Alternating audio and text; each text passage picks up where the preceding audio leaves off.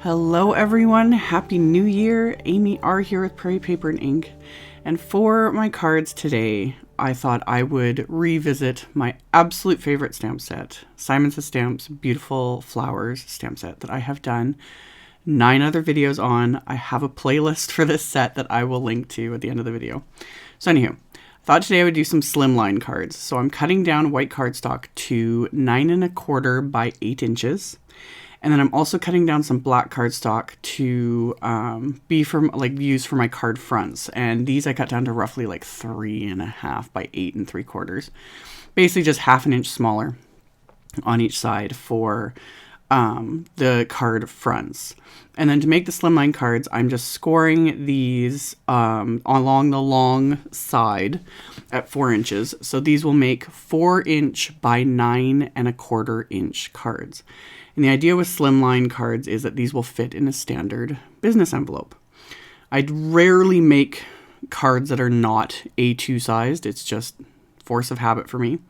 But it is fun every once in a while to mix things up. And there's something about this size of card that's just, it's nice. It just kind of makes you think differently about design and, you know, where you're going to place things and all that stuff. And I purposely chose this one because I wanted to use this large stamp again and wanted to try something slightly different and yet still in my comfort zone, because of course I'm going to do black and gold and white because I like it. And also I was thinking like New Year's, and that just seems to work. So I've lined up the black cardstock in my MISTI. The cardstock's actually too big for my MISTI, but that's fine. You know, a part of it's going to hang off the edge a little bit, and that's okay. And then I just centered the large floral cluster onto that. And then I used my anti-static powder tool and brushed off the excess. And then I'm inking up the stamp with Simon's clear embossing ink. And then I'm going to stamp that onto the black cardstock. Once this is stamped, I am going to use, this is Wow's Pearl Gold Sparkle. And they call it embossing glitter rather than embossing powder. But obviously there's embossing powder in it. Because if it was straight glitter, it would just fall right off. Like, people have asked me that in other videos, like, what do you use to adhere glitter? Well, you need glue to adhere glitter. It either has to be in the embossing powder, you know, because the melted embossing powder is trapping the glitter, or you need some form of adhesive.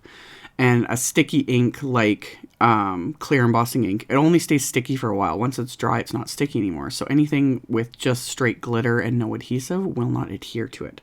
So you always need something that will stick and stay stuck, like a glue or, you know, an embossing powder, something that will hold glitter. So I coated these images with that embossing powder, melted it with my heat tool, and I'm going to funnel it back into the container here.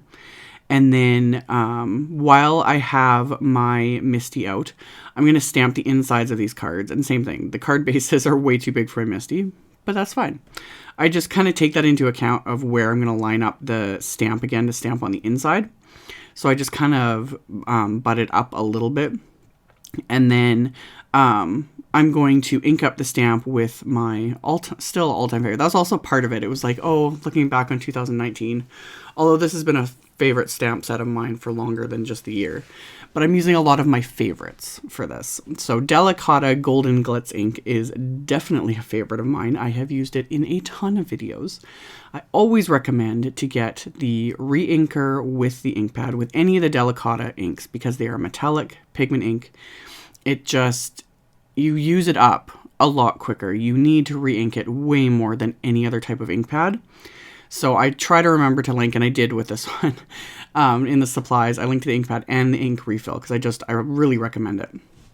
So I stamped the cluster on the inside of these card bases with that Golden Glitz ink and then set those aside to dry. And then another favorite is splatter, of course. So I'm using my Picket Fence Distress Paint.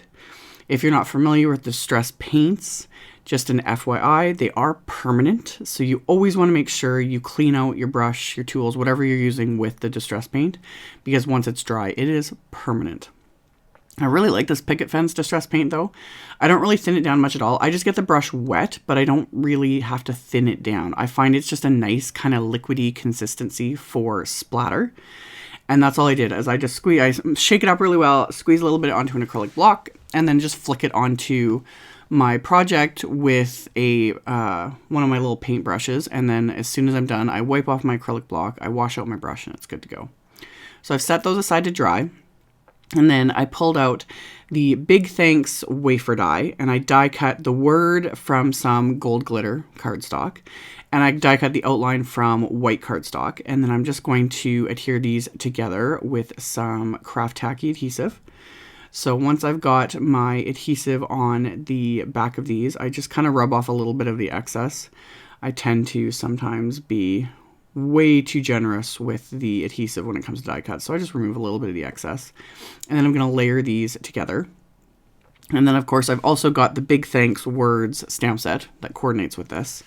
So I pulled out one of the sentiments from the set, and one of the scraps of white cardstock I had left over from cutting down the cardstock for the card bases. So I'm just lining that up in my MISTI, and then just lining up that little sentiment right along the very bottom edge of this piece of cardstock. And then I'm just going to stamp the sentiment with Simon's Intense Black ink. Usually I use my VersaFine Clair for sentiments, but I had this ink pad literally sitting here from the last project I was doing, so I just grabbed it and used that. So inked up the sentiment, stamped that onto the cardstock, and then I turn the cardstock around and stamp the sentiment a second time, so I've got doubles, so I can do both cards. And then once the sentiment is stamped, I'm just going to trim this with my little guillotine paper trimmer. I used my large Tim Holtz paper trimmer to to cut down the cardstock in the beginning. I don't use that trimmer as often because it's quite large, and my desk space, as I've mentioned a bajillion times, I don't have a lot of space and it gets really, really messy. So the big paper trimmers just I don't show very often on video, but I have both. They're great. You don't need both. You could have just the larger one and be happy. But I do use my smaller one more often, but again, it's just because it's smaller. They're both great trimmers though. I've been using the large one because it's made by Tonic. It's just got the Tim Holtz branding on it, but it's made by Tonic. I've been using a trimmer like that for the last 15 years. They're amazing trimmers. So anywho, I wanted to matte my card fronts with some glitter cardstock, but rather than just use glitter cardstock and waste a big piece of it, I just took more black cardstock and I pressed my clear embossing ink all along the edges, and then I'm coating those edges with that same pearl gold sparkle embossing powder. And then I'm going to melt this with my heat tool, because all you're going to see is that outer edge. You're not going to see anything else. So that way I've got the sparkle. I'm not wasting any glitter cardstock. And especially with a slimline card, if you don't have large full sheets of cards like glitter cardstock, this is a way to get around that. Because the glitter cardstock I used for the die cut sentiments was the Simon Says Stamp gold glitter cardstock, and it only comes in 6x6 sheets. So this is kind of a workaround around that. Plus it makes it easier because it's easier to adhere cardstock to cardstock. Trying to adhere things on top of glitter cardstock gets a little more difficult. Although again, that's where the craft tacky glue comes in really handy. But again, just ways to work around. So I'm adhering both of my sentiments, the stamp sentiment and the die cut sentiment, to these panels with the craft tacky adhesive. And then I'm going to matte this with that piece of cardstock that I edged with the gold embossing powder. And everything's a little bit kind of warped and whatnot from all the heat I used for the stamped image, and then same with the edging on the matte piece.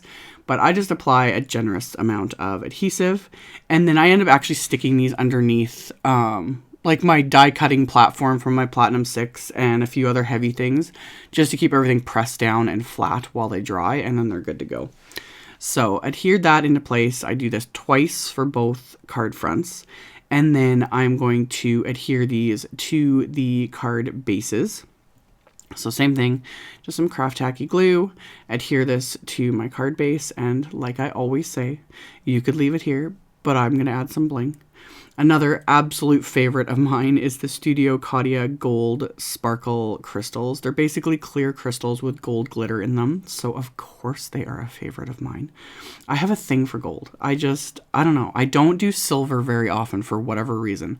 I just prefer gold. I like the look of it. I like, gold sparkle anything. I think it's like the warmth of it. I don't know. I just really like gold.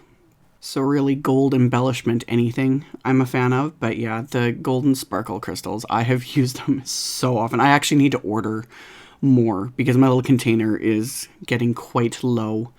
So I'm going to sprinkle some of these out into one of my little Studio Caudia triangle trays, and then kind of sprinkle these throughout these card fronts here. And then once I'm happy with, you know, how many I've placed, I'm going to adhere them into place using my little jewel picker and craft tacky adhesive. And then that's going to be it. So with this video, make sure you actually visit my blog post over the next few days before January 5th, 2020. I have a massive giveaway going on. This is part of a blog hop. It's the Great Big Seasons Givings blog hop and giveaways and all that stuff. So I have that going on my blog. That'll be the first link directly below this video. And then I'll also have links to the supplies I used, etc. and links to all the other participants. There's a ton of giveaways going on, so it is worth checking out. Thank you all so much for watching. Happy 2020, and I will see you all very soon in the next video. Bye!